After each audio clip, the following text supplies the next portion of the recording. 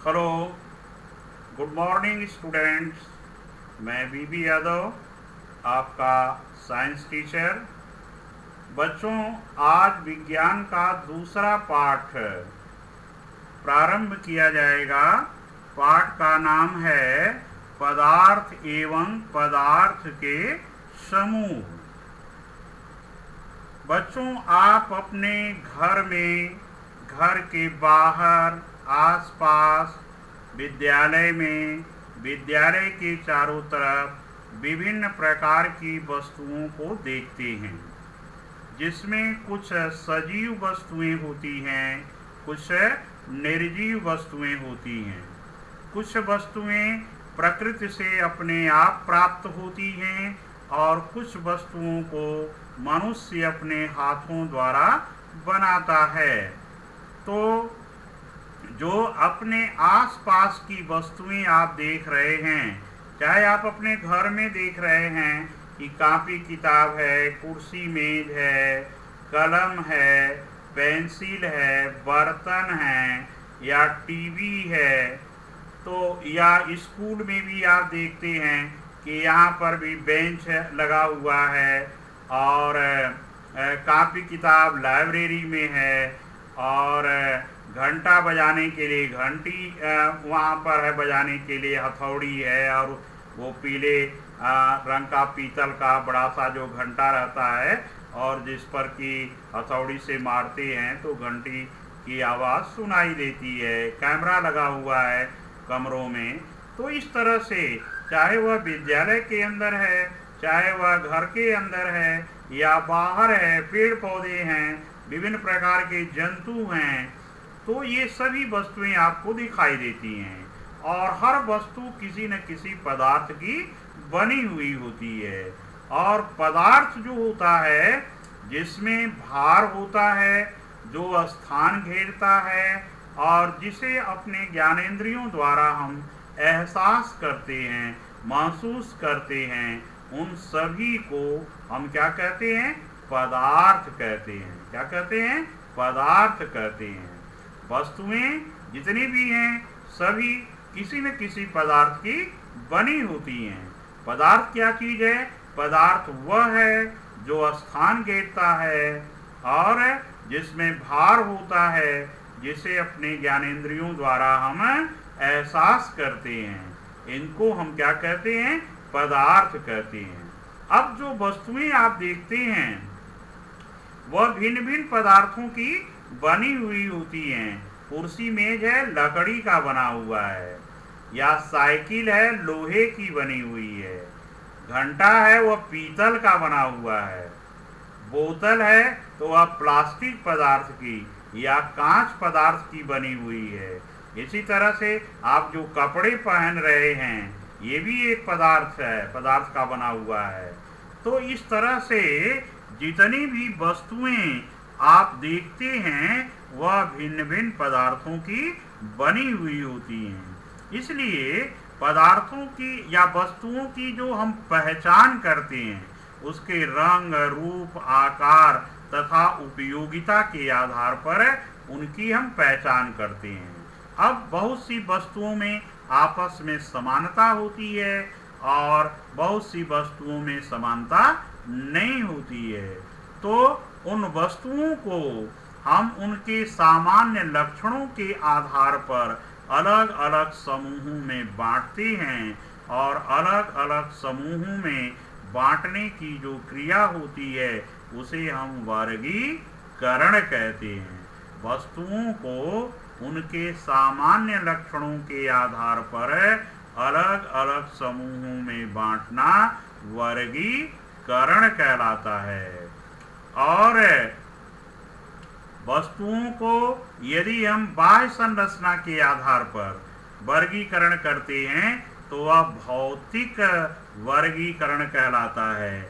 और यदि वस्तुओं को उनकी आंतरिक संरचना के आधार पर अलग अलग समूहों में बांटते हैं तो वह रासायनिक वर्गीकरण कहलाता है।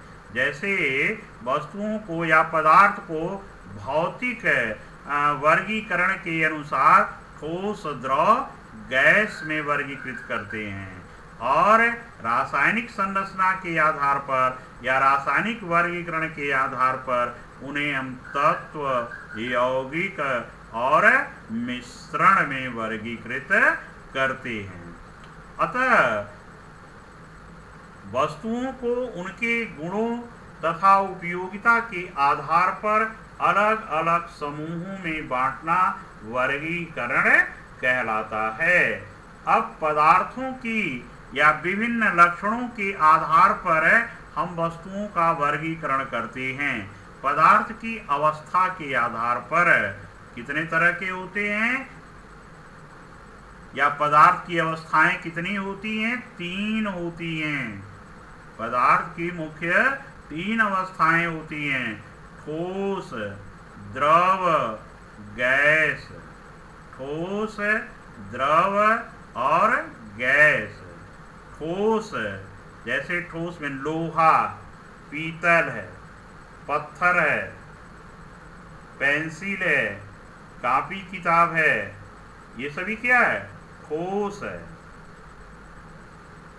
और द्रव जो बहने वाला पदार्थ होता है, जैसे तेल है, दूध है, तेल है, दूध है, ग्लिसरीन है, शहद है, पानी है, ये सभी बहने वाले पदार्थ होते हैं। इनको हम क्या कहेंगे? द्रव अवस्था का कहेंगे।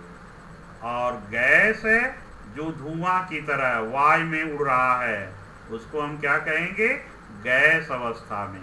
जैसे ऑक्सीजन गैस जो आप सांस लेते हैं, कार्बन डाइऑक्साइड जो गैस आप नाक से छोड़ते हैं, इस तरह nitrogen gas, sulphur dioxide gas, carbon monoxide gas, तो ये गैस रहती हैं। अब जो पदार्थ की 3 अवस्थाएं हैं, ठोस, द्रव, गैस, उनकी विशेषताएं क्या होती हैं? पहले ठोस की क्या विशेषता होती है? ठोस पदार्थ जो है, ठोस पदार्थों के जो अणु होते हैं वह एक दूसरे के बिल्कुल पास पास होते हैं। उनके बीच में खाली स्थान नहीं रहता है।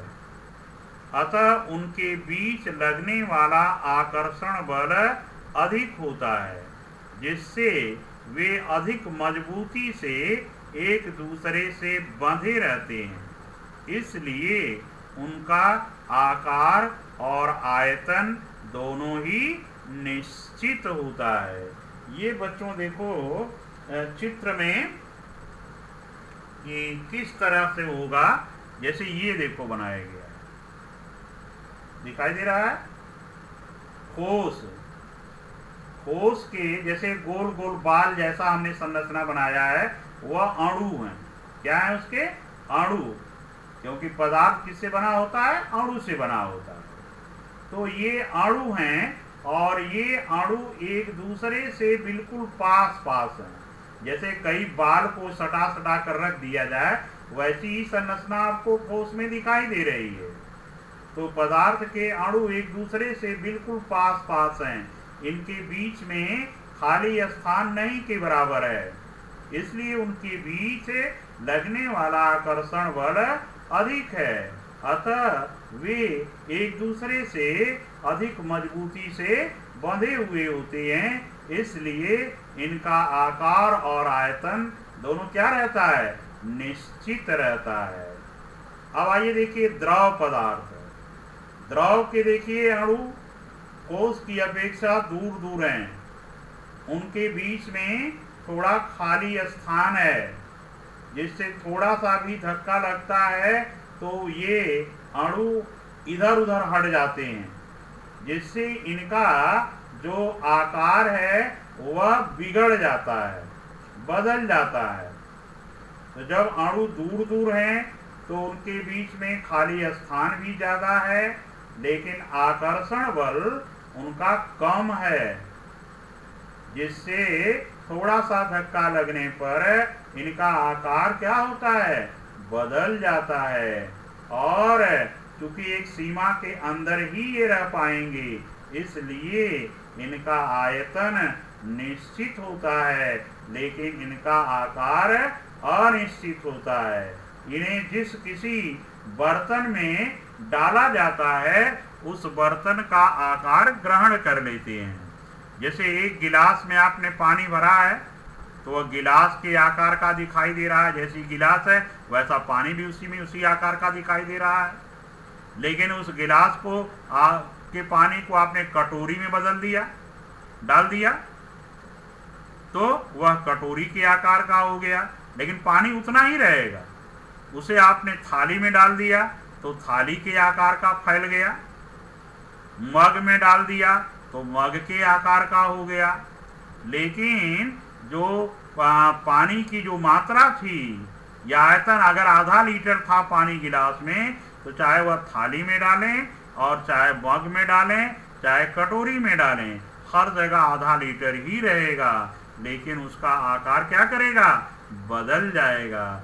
इसलिए द्रव का आकार अनिश्चित होता है और आयतन उसका निश्चित होता है। अब तीसरा है बच्चों गैस। गैस में देखिए,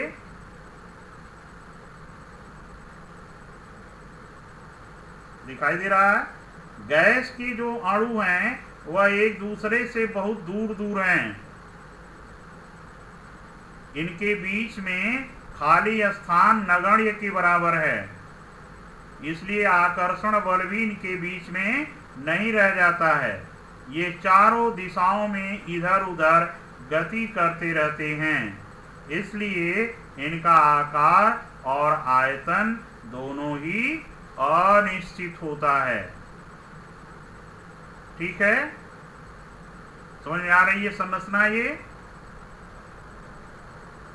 अब गैस के लिए जैसे है कि गैस आपके घर में जो खाना पकाने वाली एलपीजी है, सिलेंडर में भरी है, सिलेंडर के आकार की है, उसका उतना ही आयतन है, लेकिन उसे खोल दीजिए पूरे घर भर फैल जाएगी, पूरे घर भर के आयतन के बराबर हो जाएगी, उसका आकार भी पूरे घर जैसा हो जाएगा। तो इसलिए गैस का आकार और आयतन दोनों ही अनिश्चित होता है। अब अगला है बच्चों, जो पदार्थ का वर्गीकरण है वह जल में घुलनशीलता के आधार पर है।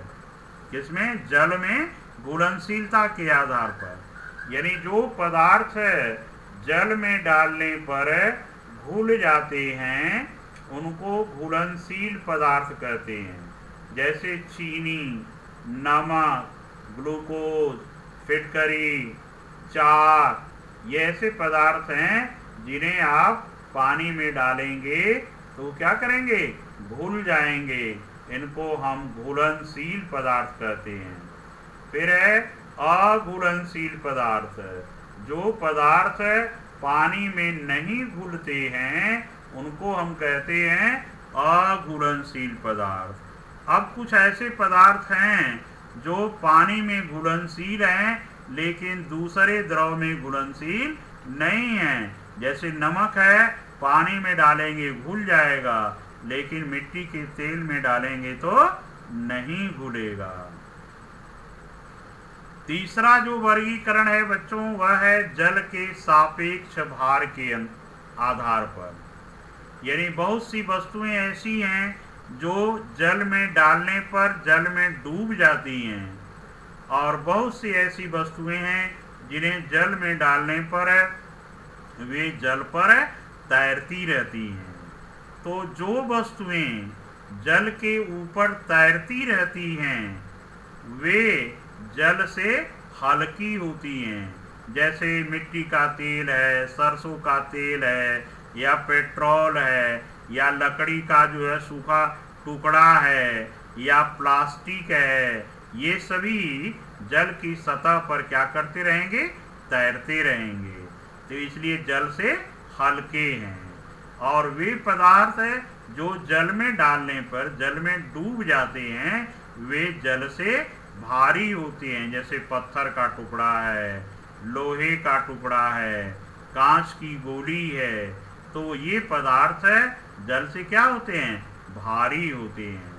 तो इसलिए ये जो वर्गीकरण है कि जल से भारी कौन पदार्थ है और जल से कौन है हल्का पदार्थ है। तो इस तरह से हमने 3 आधार पर पदार्थों का वर्गीकरण बताया। पदार्थ की अवस्था के आधार पर ठोस, द्रव, गैस, जल में घुलनशीलता के आधार पर घुलनशील पदार्थ, अघुलनशील पदार्थ और जल के भार के सापेक्ष यानी जल से भारी और जल से हल्के पदार्थ। तो इसी के साथ बच्चों आज का क्लास समाप्त हो जाता है। Goodbye, thank you.